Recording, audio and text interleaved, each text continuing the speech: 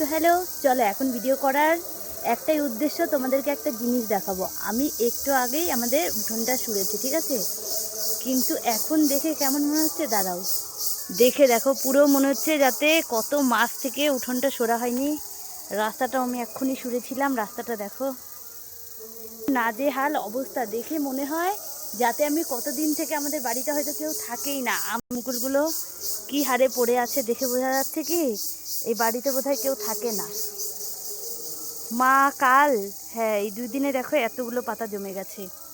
মানে ভাই, বাড়িতে গাছ থাকলে যেমন সুবিধা গরমের দিনে, কিন্তু এই যে পাতা যে পড়ে তখন যে এত অসুবিধা, এত অসুবিধা বলার বাইরে। কিন্তু সুরে আমি টালি পাচ্ছি না, সুরে 10 মিনিটও হতে লাগে না, একটা হাওয়া আসে কি না সমস্ত পাতা আবার ঝরে পড়ে যায়।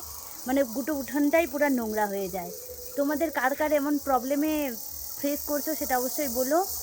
ঠান্ডার দিনে যেমন আবার একদিন মানে সকালবেলা যে সুরা হয় আর শুতে লাগে না, সারাদিনেও একবারও প্রয়োজনই হয় না। আর এমন দিনে বাপরে, যতবার শুরবে তুমি ততবারই কিন্তু অস্থির হয়ে যেতে লাগবে।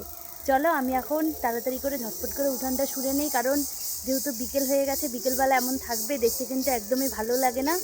দেখে মনে হয় বাড়িতে হয়তো 100 বছর ধরে কেউ থাকেই না, এখানে ভূতের বাড়ি।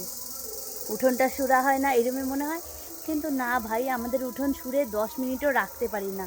তো চলো বেশি বকবক না করে উঠোনটা তাহলে ঝটপট সুরে নেই। টাটা।